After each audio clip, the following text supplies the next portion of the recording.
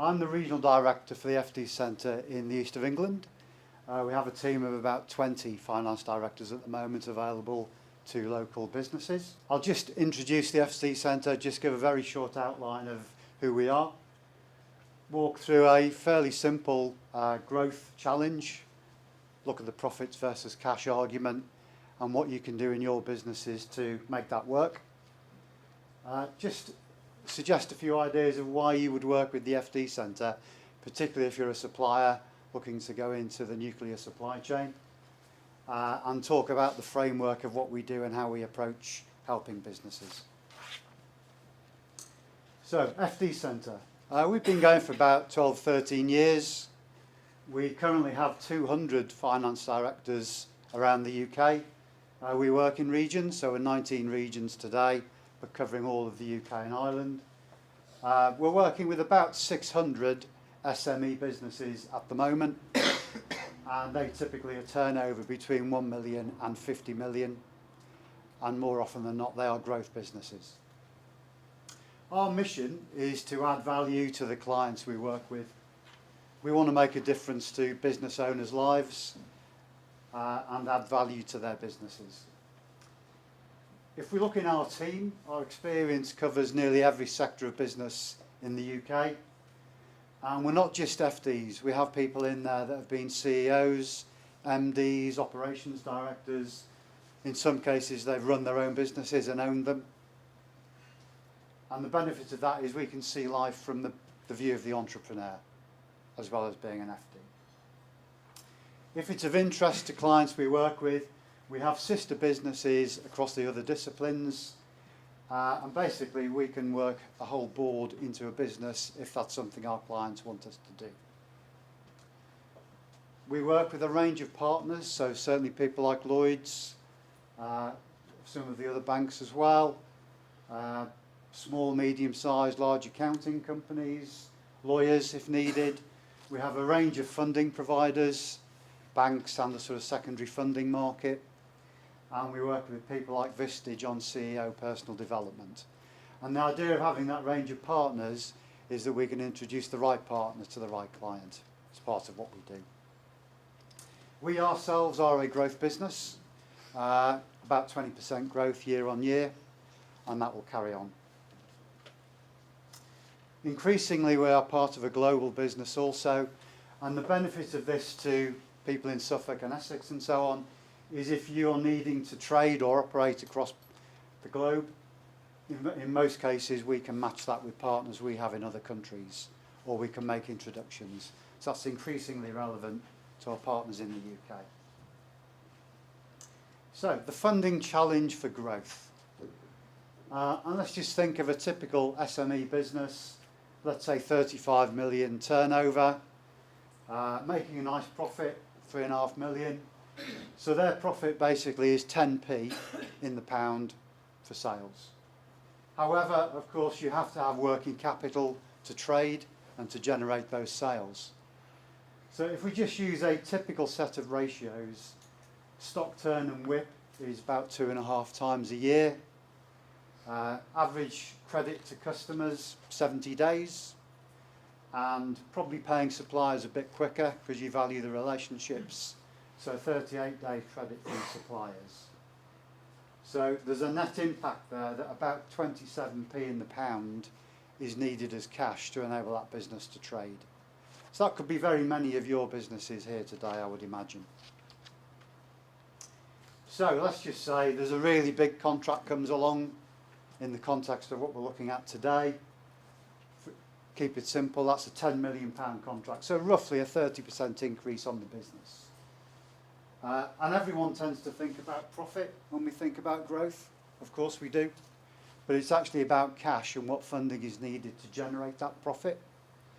So if you map the ratios of stock, debtors and creditors against that increase in sales, what you get to is you actually need £3 million of new cash, of new funding to be able to trade that contract.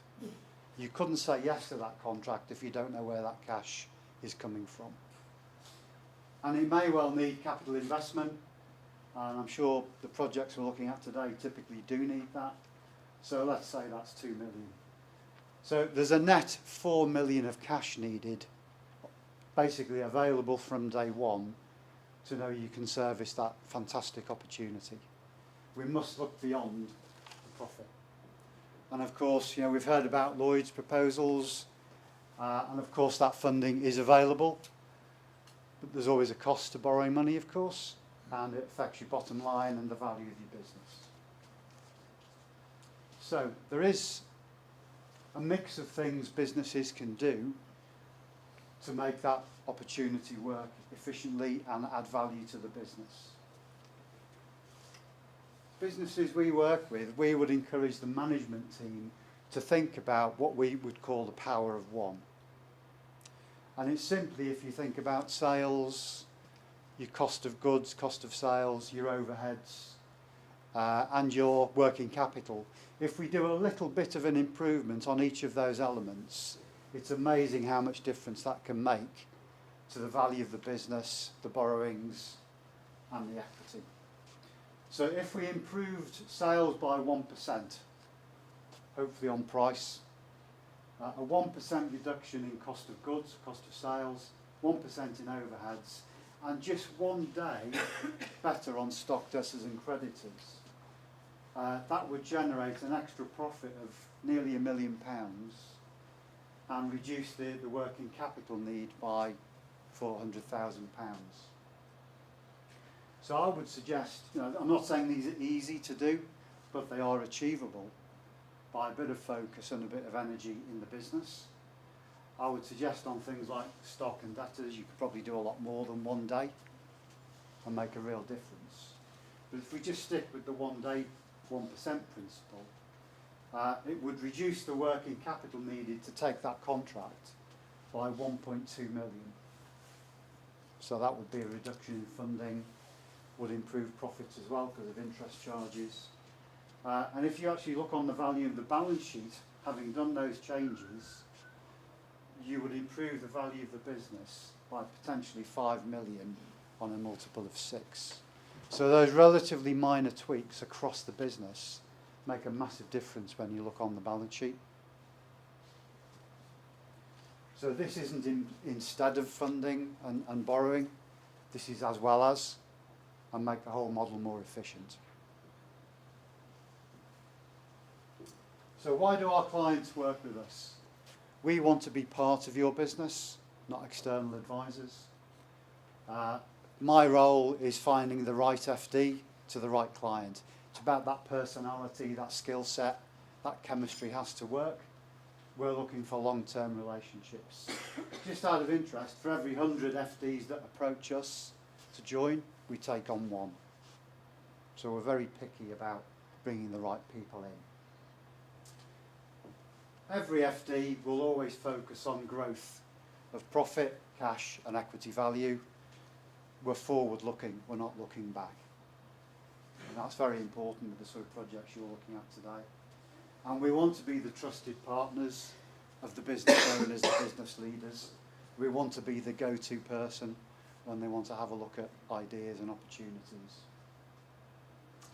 The way we work is we have regular discussion with CEO MD about, are we doing the right things? Are we making the difference? What does the next few months look like? So that regular review of work plans and our performance is critical. We're basically as good as the last day we do. And we provide our partners access into our clients in terms of finding the right skills, the right knowledge, the right services, the right products for the businesses we work with. Our framework that we bring into businesses is a mix of business support, operational and strategic. So just to talk about those. Business support is really making sure that things like reporting, systems, tax planning and of course banking is making sure those are right for the providers and for the business. And typically as an FD we would be the conduit between those partners and the business team. And we'd make sure those are fit for purpose for the needs of the business. Operational is really the engine of what you would expect an FD to do. So it's about making sure that the business has budgets, is reporting properly, it's got KPIs, and all of that really is around driving profit and cash to make the business as good as it can be. Strategic planning, as you can imagine, is more longer term. So it's saying, does the business have a plan? Does it know how that plan is going to be funded? Who needs to own what around the management team? And within that, we would assess risk. And we say, okay, if we know the risks, what are we going to do about them so that they're taken off the table? That would lead to an implementation plan with some dates, timelines and ownership. And of course, we'd then sit with the board to make sure that we were managing against that in terms of, are we on track? Monthly, quarterly, whatever's needed. And of course, very often, as you can imagine, that sort of forward-looking view, particularly again with the projects we're talking about today, needs strategic funding. And that's where we would use our network of partners